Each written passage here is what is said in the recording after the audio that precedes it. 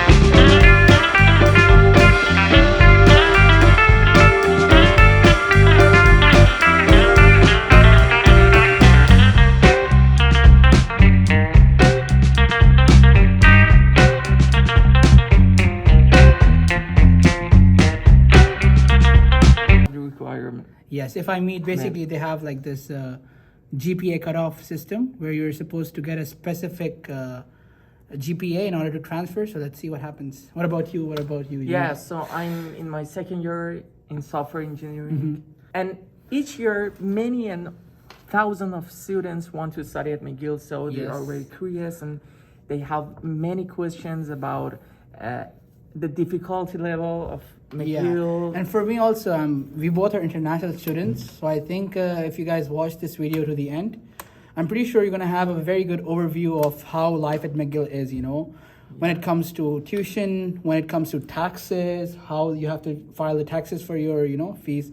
And when it comes to academic, how hard the studies are at McGill, the student life, living on campus, off campus, the food and all that, the weather condition, what do you need, Yeah. So I think this video is going to be very good as in, yeah. So first, I would say let's talk about the expenses living in Montreal in Canada, because most of the international students, it is very important for them to deal with the expenses. So how do you find the tuition fees at McGill? Okay, so for me, as I told you, I'm doing my bachelor's in engineering, and the fees is a lot. When I say a lot, I mean it. It's like $60,000 per year. Per year. However, I applied for financial aid and some student loans. So to be honest, for me, the fees is I think I have to pay like half the amount of the fees, which is about $30,000, which is a lot, of course, but it's better than paying $60,000. Yeah. And I think you need, in order for you to, if your parents are paying your fees, that's perfect, that's good. However, if your parents say, no, we don't have a lot of money, and if you want to go to McGill, you got to do something about the fees. In that case, I would say the 4 months of summer, if you work in summer, I'm pretty sure you can contribute to your fees. Yeah, so if you're an international student, you are allowed to work, I think, 20 hours a week. Yeah, so there's a requirement. The Canadian government has said that international students, they're allowed to work for 20 hours. So you cannot work more than that. And also work full-time in the summers. Yes. So that's you can have some internships if you want and work full-time, so it can... Or even if you don't have an internship, you can definitely work at restaurants or something. As long as you're getting paid, that's what matters, to be honest. And also there's a great program which is called the entrance bursary that you should apply when you just want to. Did you receive that? Yeah. Okay. I received $60,000. Okay, that's good. That's good. Yeah. So it covers around maybe 40% of my first year. Which is a considerable amount, I would say. Yeah. Yeah, so guys, also in the upcoming video, we're gonna have more of our friends.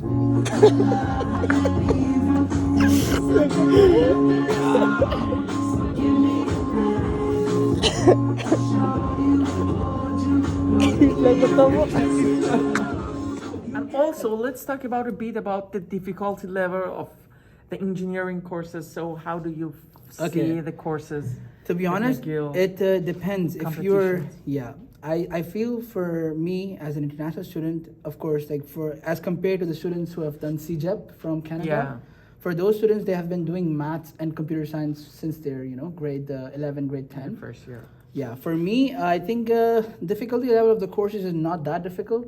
I feel as long as you're planning it out and a lot of assignments, a lot of deadlines, midterms, final exams, and all that shit. Of course, it's engineering, right? Yeah. The thing is, as long as you're planning it out, and what do you say? Like, you find it that difficult, or you feel it's manageable?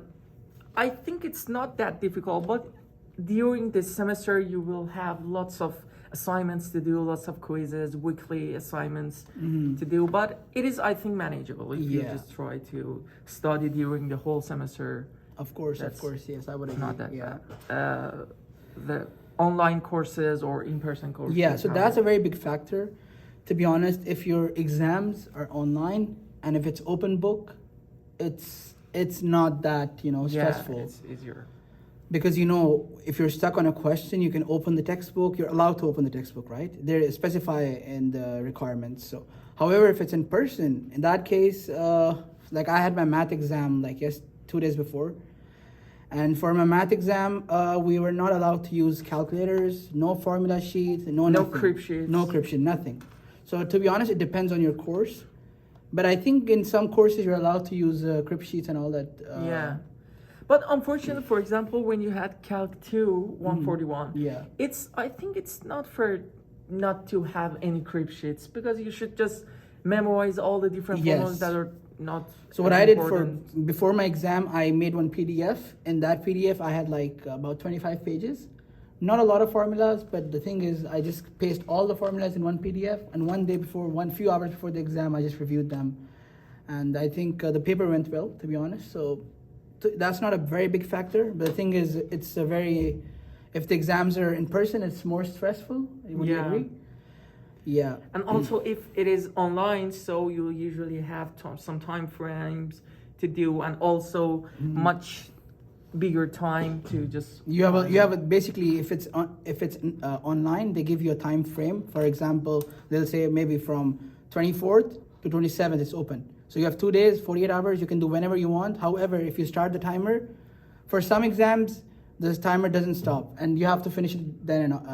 Yeah. However, for some exams, you can start the timer, and it just you have the whole 2 days, and you can submit it whenever you want to. Yeah.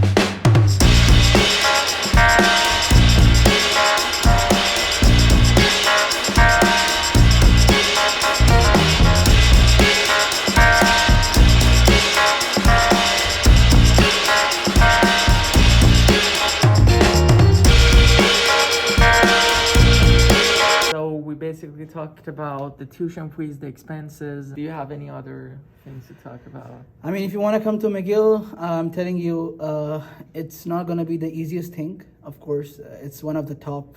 I think it's ranked as the world's best 27th. Yeah. If you go on QS World Ranking, it's the world's top 27th university, which is pretty good.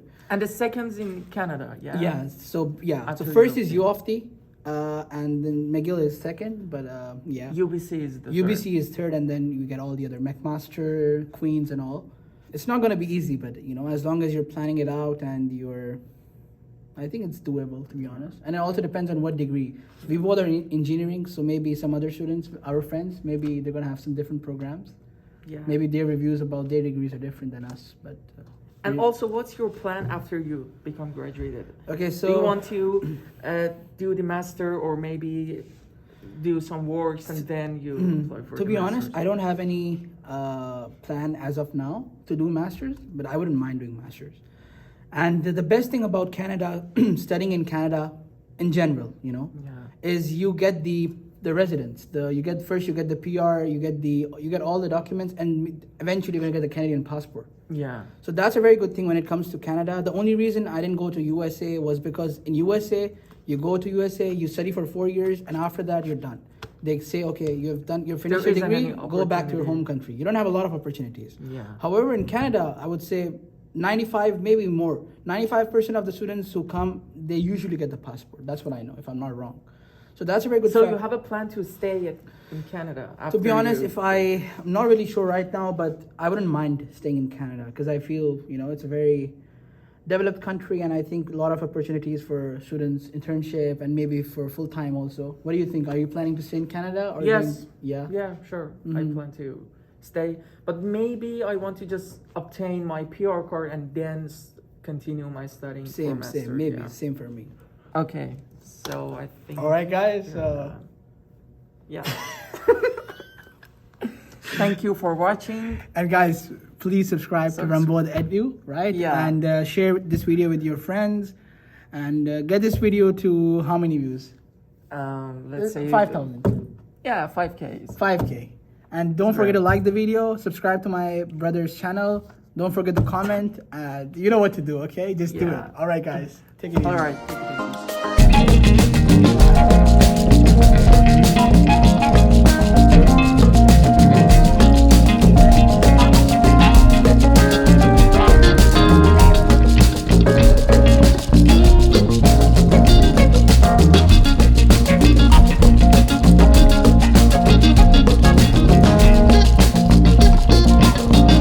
Yeah. Yeah. So I think we submitted the.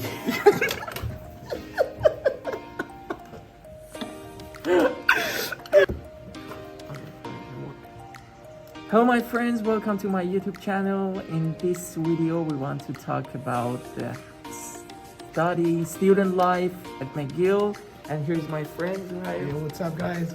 Yeah, let's introduce himself. So in which